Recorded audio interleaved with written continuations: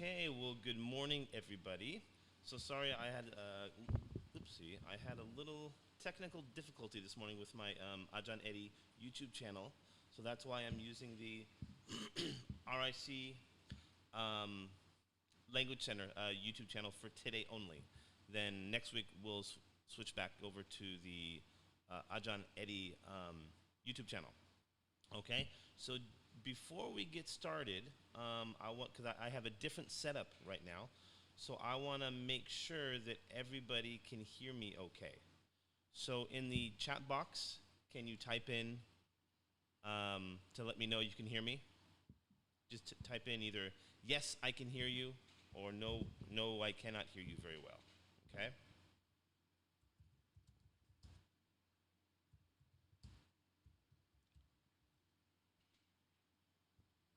So can you just confirm that you can hear me okay? Make sure the sound is all right. Oh, now we only have 2 people here. Okay.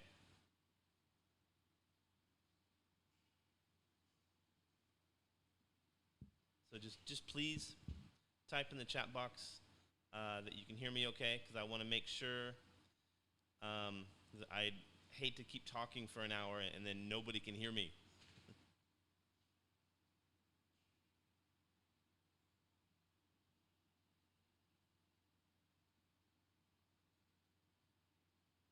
Can you guys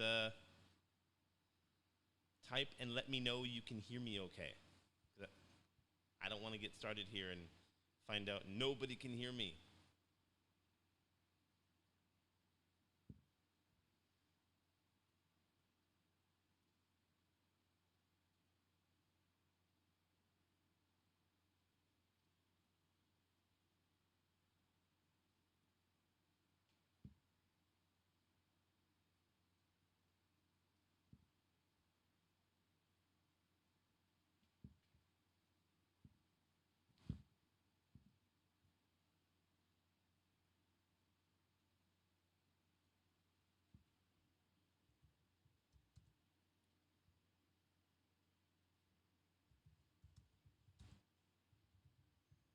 Okay, fine. Finally, somebody answered. So thank you, Nita. Okay, so we're going to get started here. Okay, so this is a free online class. We're doing this as like a test run because I'm also new to online teaching, and for me it's kind of fun. So I decided to offer it for free, and then also we may be doing something like this in the future for RAC students and other students as well. So like, if you know anybody that would be interested in joining this class, please just tell them the link, and they're more than welcome to join. All right. So I know that the IELTS topic it's a really important topic, especially for you guys, because in order for you to graduate from the university, you need to get a B1, a CEFR. So it's called Common European Framework, a CEFR English level of B. The university's B1 or higher, but for the international college, you guys need a B2 or higher. So that's why I think IELTS is really important, and so this is like a free course in case you do take the IELTS test in the future. This can help you to get at least a B2 or higher. And I believe it's not so if you do certain things and you use certain tools and you structure your writing in a certain way, it's actually not that difficult to get a decent score. I know most of you have already passed the foundation level. So the foundation level, you need to get a B2 or higher in all, like in the reading, writing, listening, speaking. But this can also be a refresher course for all of you. I know one of the biggest things that people, or the biggest mistakes people make when they do their IELTS writing, is first one is time management, because you have task 1 and task 2, and we'll get into those a little bit later of what they entail. But the biggest thing is time management. They don't um, they don't plan their time as efficiently as they could. So, for example, task 1 tends to be a little bit more, it's shorter, and task 2 is a little bit longer. So I know when we do the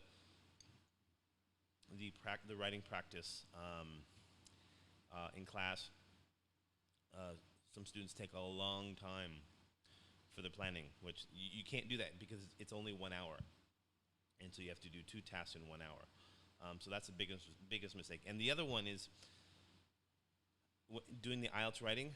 Many students, they just write one big paragraph. And you don't want to do that. You don't want, remember, like one paragraph is one idea. So you want to separate out your ideas between you have a introductory paragraph, body paragraphs, maybe more than one, and then a conclusion. Okay, so you want to keep that in mind. All right, so we'll move on to the next page here. All right, so the summer term for this, we're going to make it like a 7-week course. So it's going to last from 9 a.m. to 10:30 p.m. And then I'll also give you guys homework. Obviously, it's not required because it's a free course. But what I'll do is today we're going to cover task 1.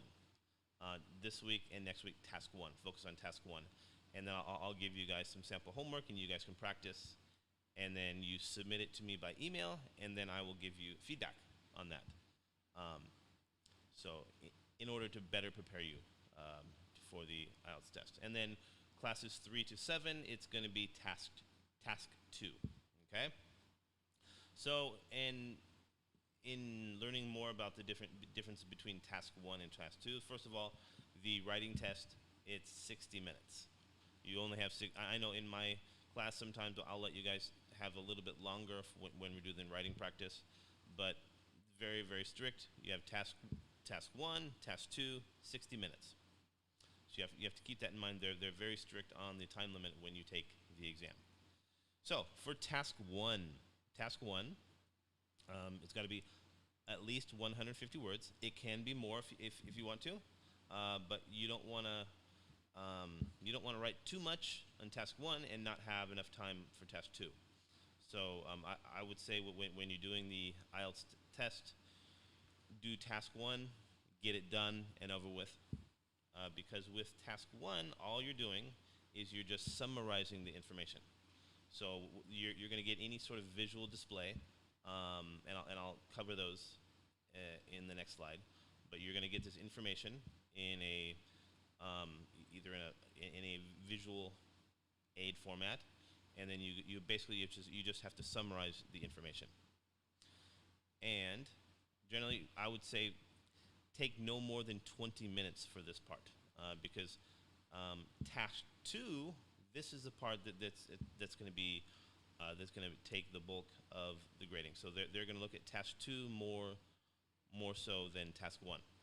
Okay, so for task 2, you have 250 words.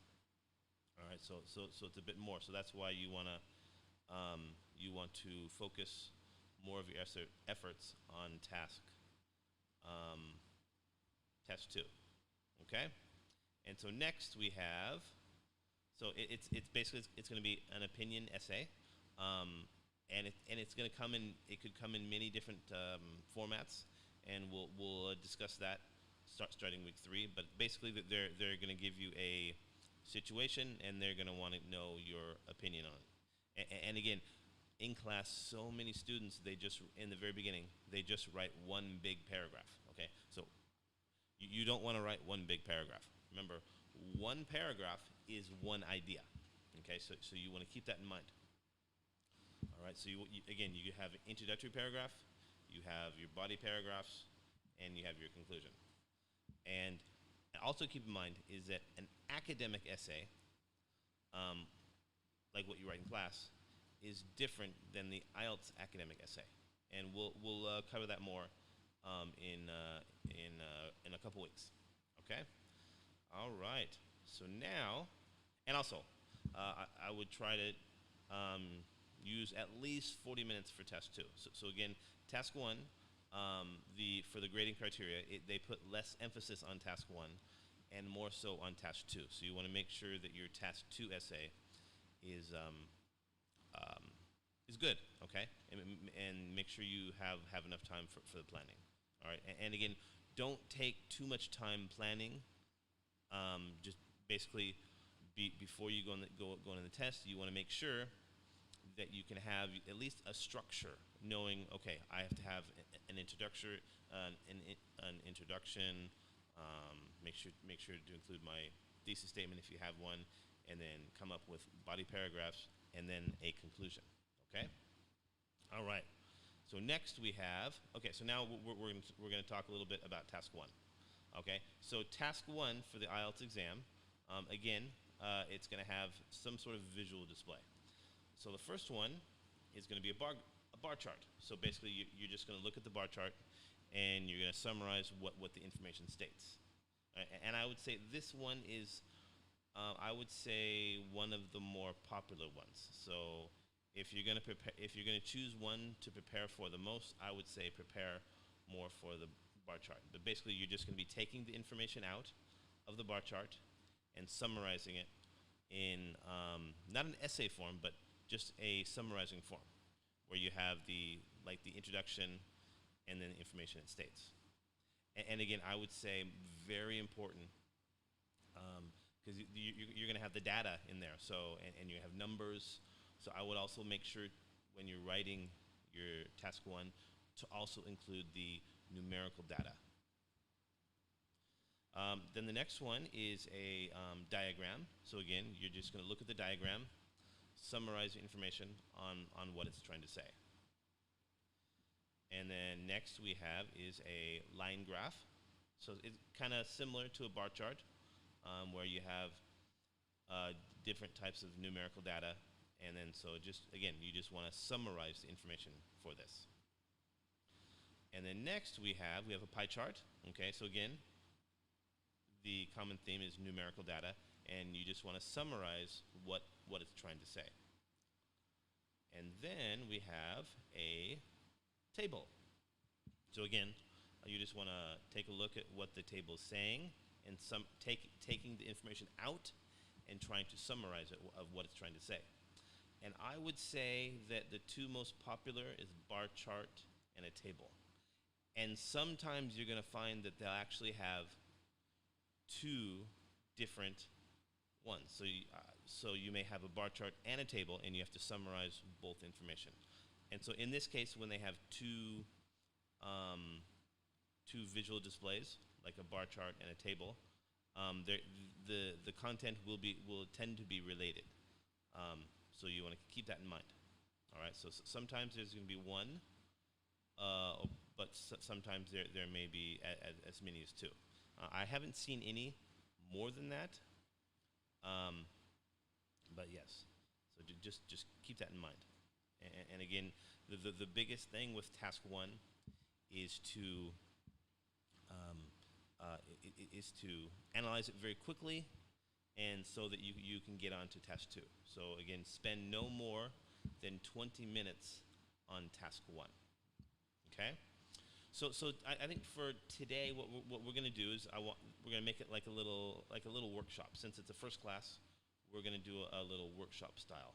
So what I'm going to do for what we are going to do for this class for today, I'm going to introduce some vocabulary words that are very, very important, especially for task 1, because in task 1, basically you're basically analyzing data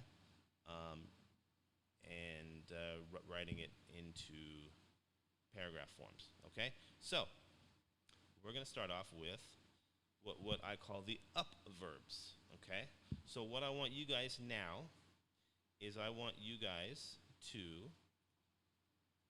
use these words in a sentence. Okay, so let's start off with soar.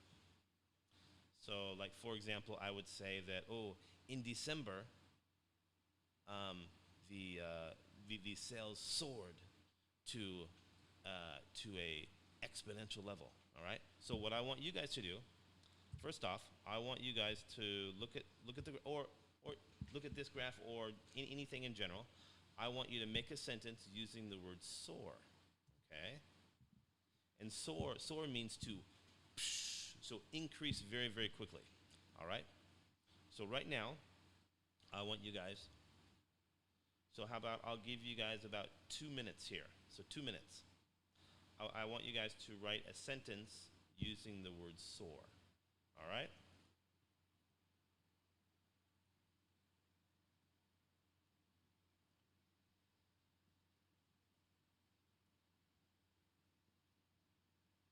So I'll give you 2 minutes here.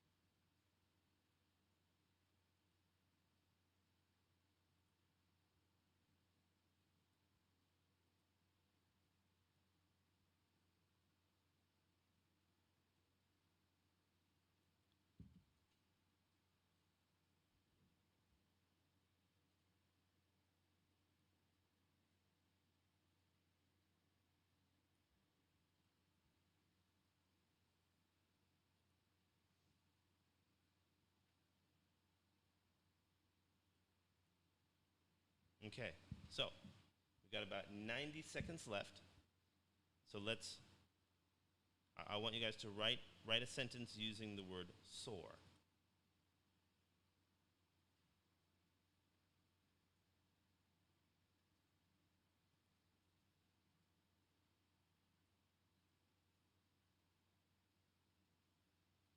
Got about 1 minute left here.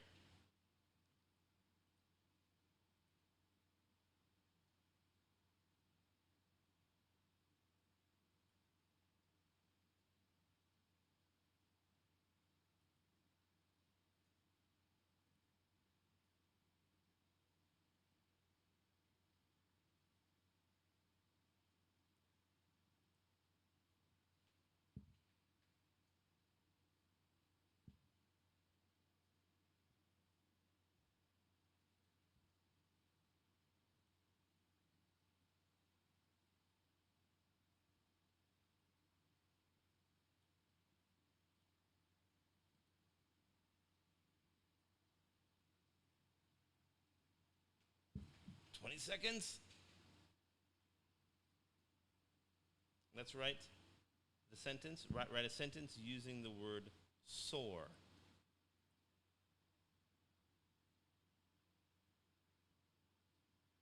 Like, you can say like the sales soared in the month of June.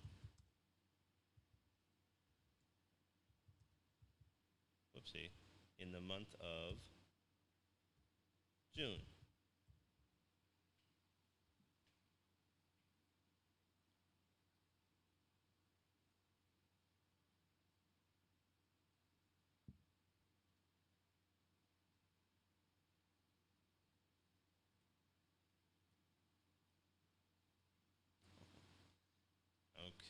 Okay, I guess maybe nobody's home right now. Okay, so what I'll do is how about what I will do is I will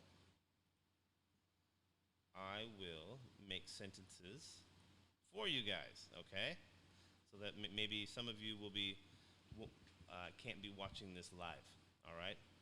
So for soar, leap, climb, rocket, surge. So these are all words that basically give meanings for increasing. Okay. Climb. I would say climb. It's increasing, but compared to all these other ones, it's not as extreme. So soar means going up really, really quickly. Leap means like a jump. So maybe it goes from here to here. But maybe a leap is kind of gives a meaning of like a short-term increase. Versus rocket is like going up really quickly, very, very fast. Same with surge.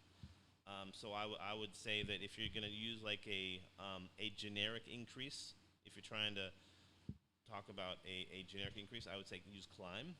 But if you want to talk about something that's really extremely increasing, I would use either soar, rocket, or surge. Okay, so for example, soar. I would say that you could say that in the months of June the sales soared like 56%. Okay, then leap would be talking about from one point to the next point. So you could say something that like that that participation in the course leaped from week 1 to week 2. So it's talking about from one point to the next point. Next we have is climb. Okay, climb. It has a connotation of more of something that's constant. Okay, so you can say that there was a steady climb throughout the summer. So this is kind of giving an idea that something increased more constant and over a longer period of time. Rocket. This is something that goes very quickly, very fast. So you could say that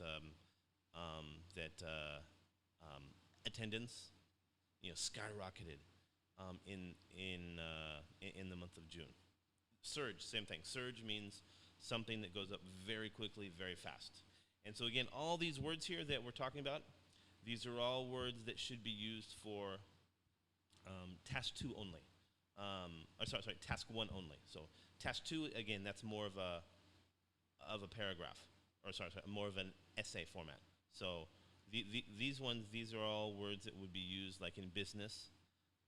So for example, if you were going to have holding a sales business meeting, these are all words you would use for that, and that's more catered for task 1. Okay? All right, so let's move to the next one here, which is down, so the opposite, so down verbs. All right? So we have sink, slip back, dip, drop, and plummet. Okay?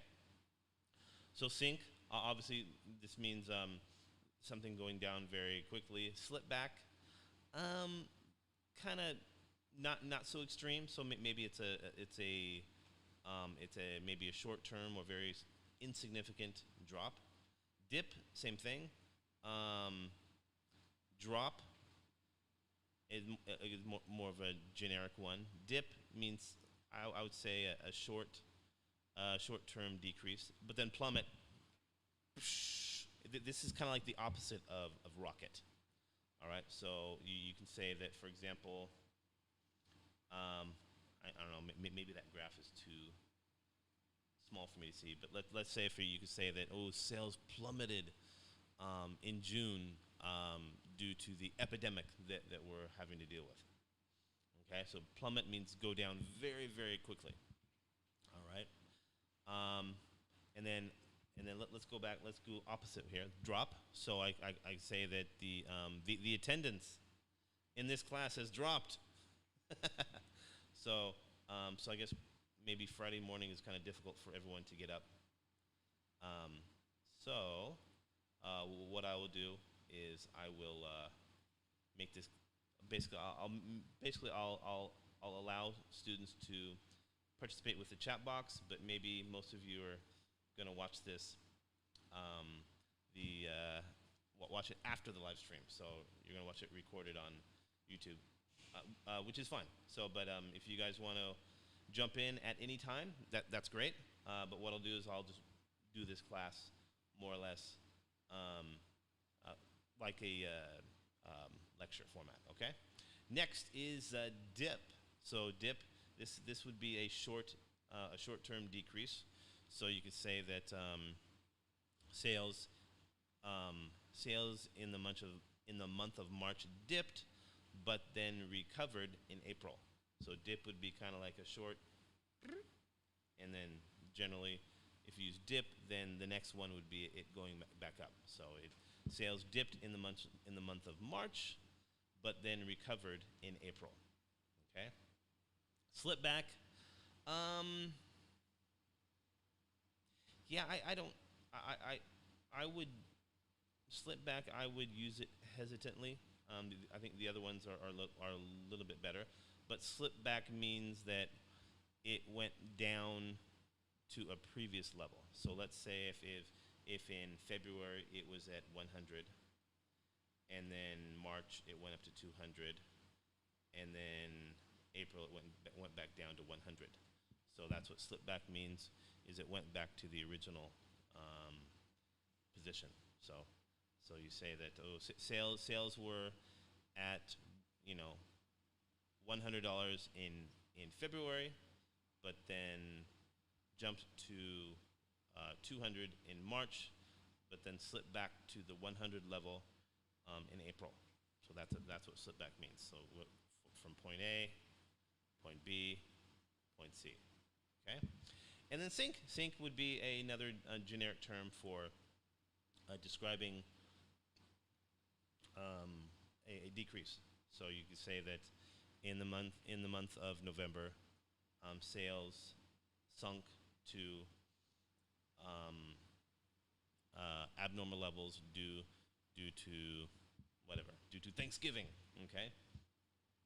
Yeah. Or you could say this: in December, the sales for turkeys sunk due to Thanksgiving being over. 'Cause obviously, if anybody knows about Thanksgiving in America and Canada, that we eat turkey on Thanksgiving. So yeah. Okay. So next, let's go next one here. Next slide. Okay. So this one, adjectives of degree. Okay. This is this is where you can really show off your English skills by explaining things a little bit more in a detailed way. So a significant change. So in this case, significant means a lot. Okay. So if you say there was a significant change, so if you looking at this graph here, you can say that in August there was a significant change in the price of whatever they're selling. So you can say that, let's say, so in December, there is a significant change in the cost of plane tickets. Because obviously in December, that's when everyone wants to travel. And so then the airline company, that's when they can charge more money. All right? And dramatic shift, again, this same thing. This is talking about a big change, either up or down. So significant change, dramatic shift. Okay, these two can talk about either something going increasing or something decreasing. Sudden rise, that's like that means like a rocket when we use the term rocket or skyrocketed. So it means a very big increase very quickly. Substantial gain, again, this is the same thing. It means increasing quickly. Then sharp decrease, that means something that goes down very quickly. And you could also say a sharp increase as well. And also all of these too, like a sudden rise or a sudden decline, a substantial gain or a substantial loss. Loss means decrease. But again, these phrases, these adjectives of degree. If you use these, this will impress the IELTS correctors. So I would highly recommend using these phrases because then it can let them see actually your true English level. Hey, this person, their English level is very, very good. Okay. So now I'll make some example sentences for each of these. Okay. So first one is a significant change. So significant, again, means a lot. So I would say that, and I won't just use the graphs here. I would say there was right now, there is a significant change in the number of students at the university. So very few students. So obviously because of what's going on right now. But yeah, I know in my class, IFE 008 class yesterday, Nita wasn't there, but there were only about 7 students came. So, but it's okay, and we're going to be all online for the summer. Next one is a dramatic shift. Okay, so again, this one can mean either increase or decrease. All right, so a dramatic shift. So I would say that there is a dramatic shift in the emphasis of teaching online due to the coronavirus. So we went for pretty much like overnight. All the teachers we had to learn, because I wasn't familiar with teaching online. So, well, I do teach online in the evenings to students in China, but I had to find out my own software for teaching at the university. Now I enjoy it very much. But, okay. All right, next one is a sudden rise. So I would say that, let's say, in the summertime, there is a sudden rise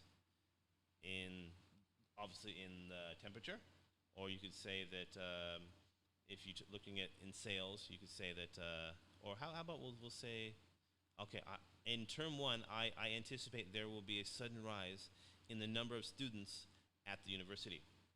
So I predict that in term 1 it will be more maybe blended learning, where I have some online classes and then some classes, some like traditional classes in the classroom. Next, a substantial gain. So this means obviously like a big increase.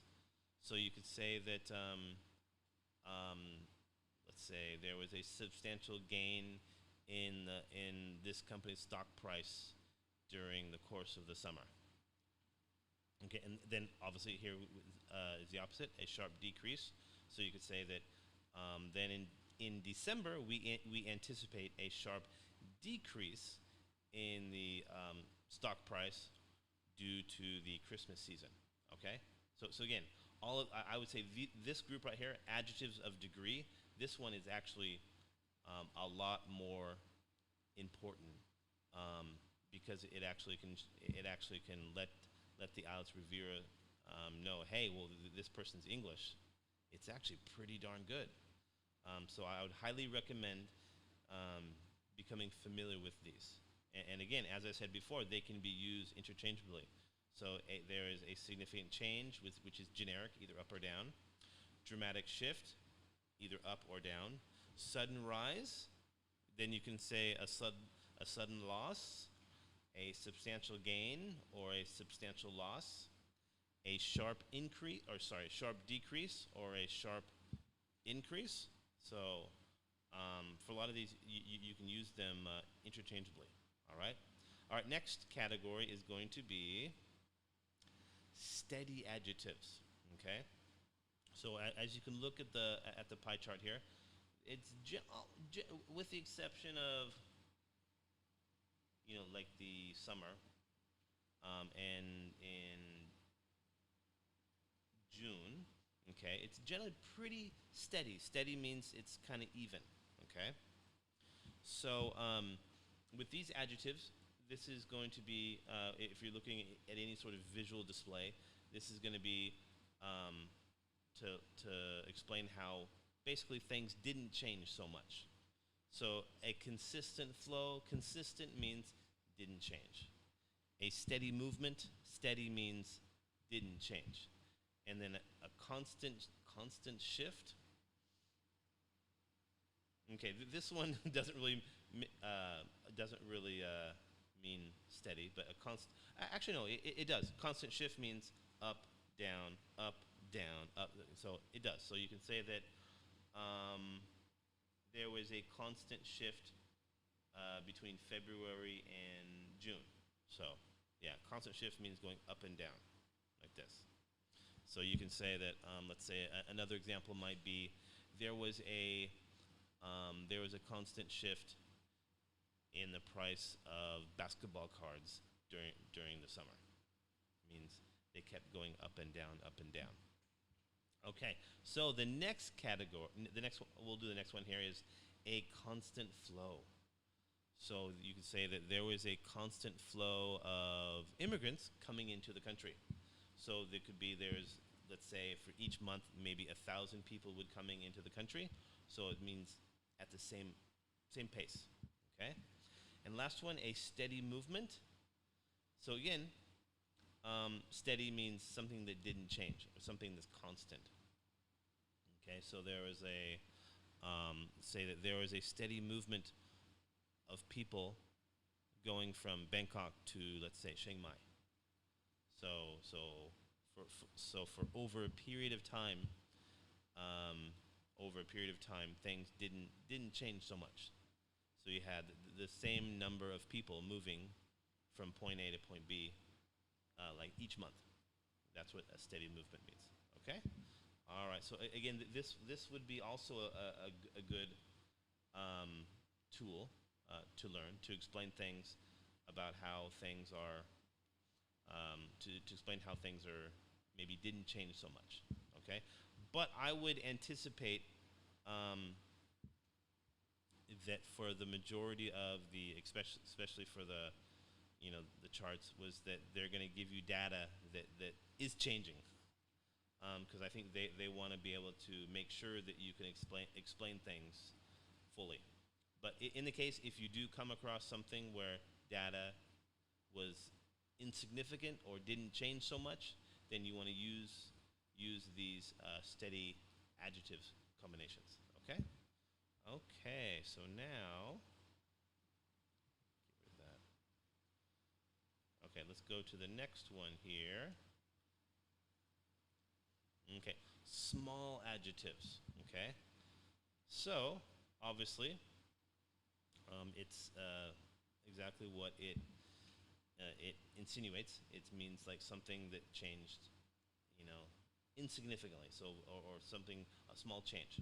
All right. So a slight rise, that would be to increase a little bit. Okay. A gradual fall. This is something that decreases little by little, so it doesn't go like that, but it's more kind of constantly decreasing like this. Marginal change. So in this case, marginal means a little. So obviously it only changed a little bit. And then a modest increase. This is kind of modest and gradual are very similar in meaning. So a modest increase would be it increased very little at a pace like this. Okay? All right, so I'll give you guys some examples. A slight rise.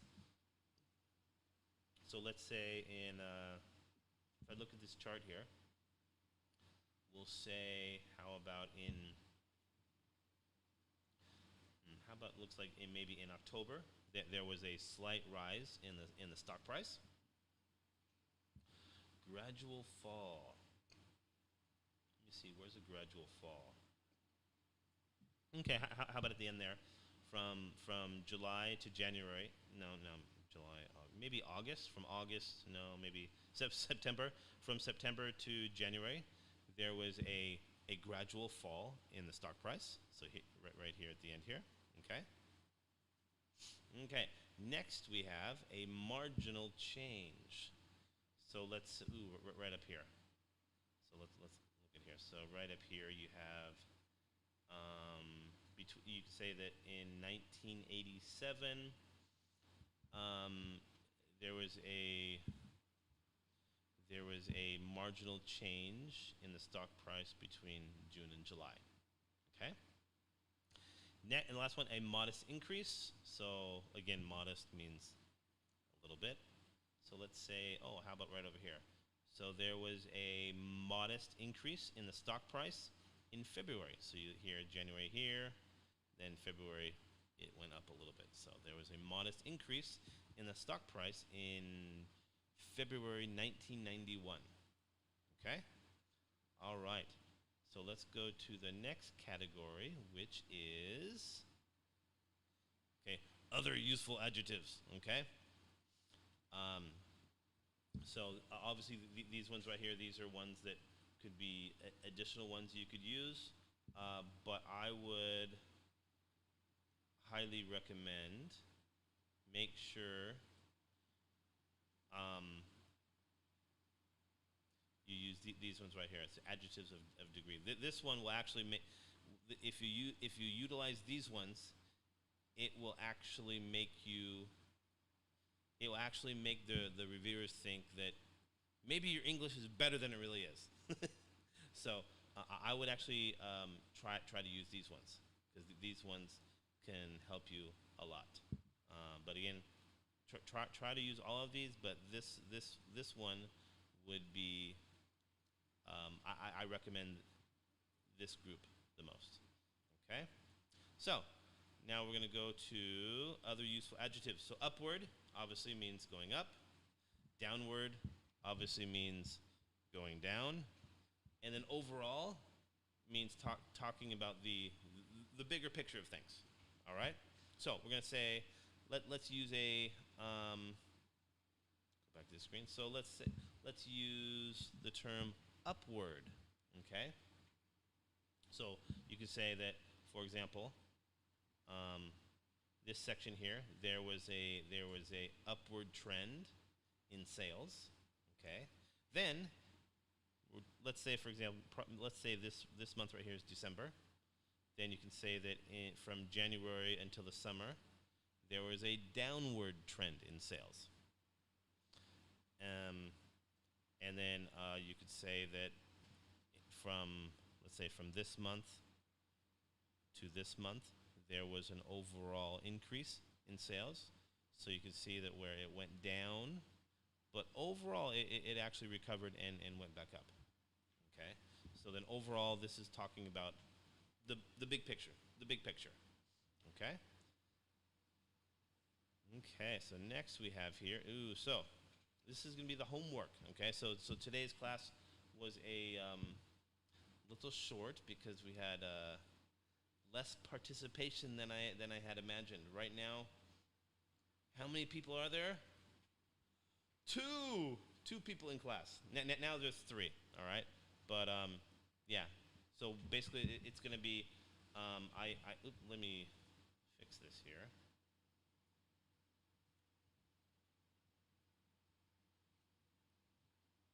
Okay. Well, basically, what's going to happen is if there's little participation, then this lecture will be about 1 hour each week. But if there are people here, and if it is more interactive, then it'll be last maybe about 90 minutes. But I know some of you have already contacted me in saying that you have an internship right now, or that you have another class at this time, but you're going to be watching it later on YouTube. That's fine.